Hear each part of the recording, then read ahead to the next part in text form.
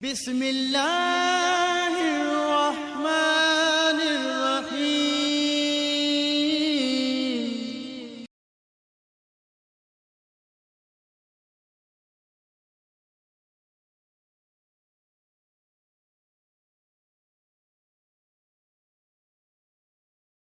نحمده ونصلي على رسوله الكريم، اما بعد فاعوذ بالله من الشیطان الرجیم، بسم اللہ الرحمن الرحیم۔ محترم سامعین، السلام علیکم ورحمۃ اللہ وبرکاتہ۔ رمضان المبارک کا دوسرا عشرہ شروع ہے، اور اس عشرے کے اندر اللہ رب العزت اپنے گناہگار بندوں کی طرف خاص طور پہ متوجہ ہوتے ہیں اور بندوں کی مغفرت اور بخشش فرماتے ہیں، دعاؤں کو قبول فرماتے ہیں۔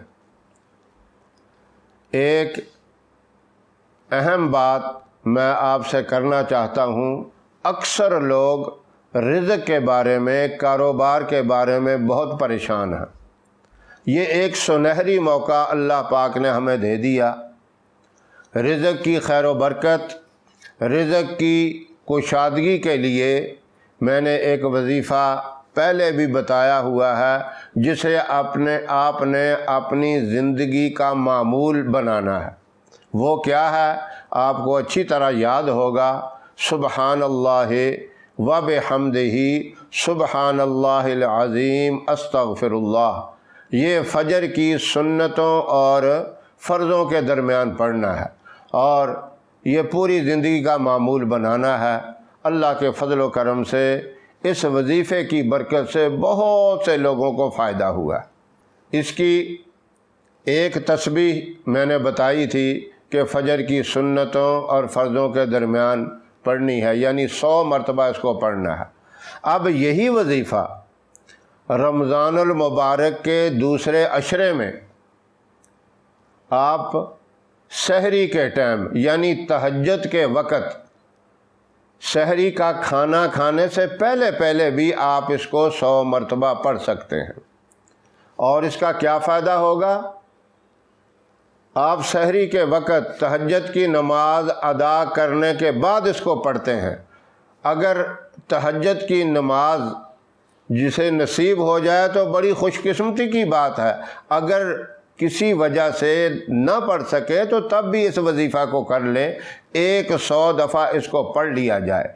اب اس کا فائدہ 70 گنا بڑھ جائے گا، کیونکہ رمضان المبارک میں ہر نیک 70 گنا بڑھ جاتی ہے۔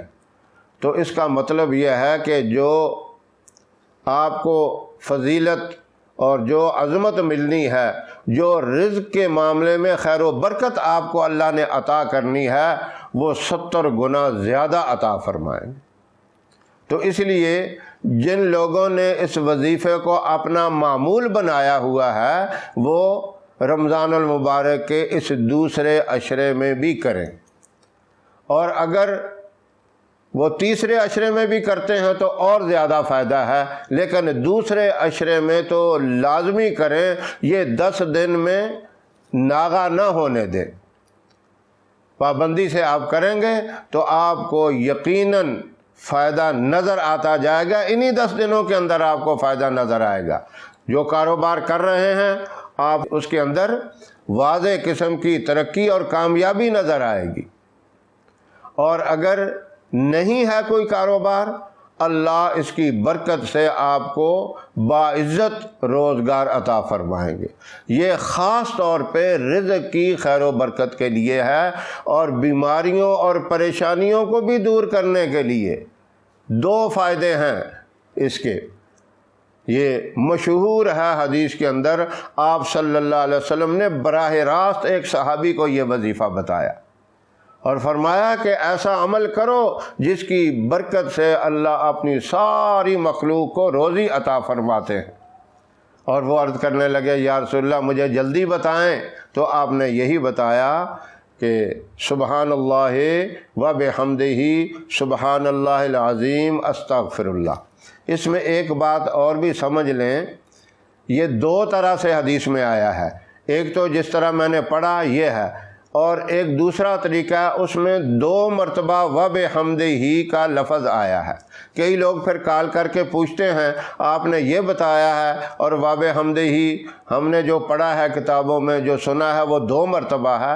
یہ دونوں درست ہیں، جو 2 مرتبہ ہے وہ اس طرح ہے سبحان اللہ و بحمدہ سبحان اللہ العظیم و بحمدہ استغفر اللہ، یہ آخر میں پھر ہے، اور ایک ایسا ہے کہ جس میں ایک ہی دفعہ و بحمدہ ہی ہے۔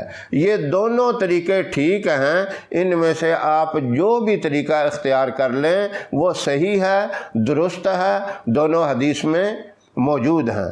تو اس کا فائدہ رزق کے اندر خیر و برکت ہوگی۔ کاروبار نہیں ہے، اللہ آپ کو حلال پاکیزہ باعزت روزگار عطا فرمائیں گے، اور اگر گھر کے اندر بیماریاں تکلیفیں پریشانیاں ہیں اللہ وہ بھی دور فرمائیں گے۔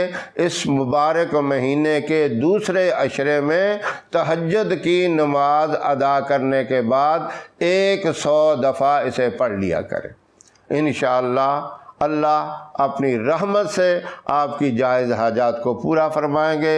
اللہ مجھے بھی تمام سامعین کو اس مختصر وظیفے کے اوپر عمل کرنے کی توفیق عطا فرمائے۔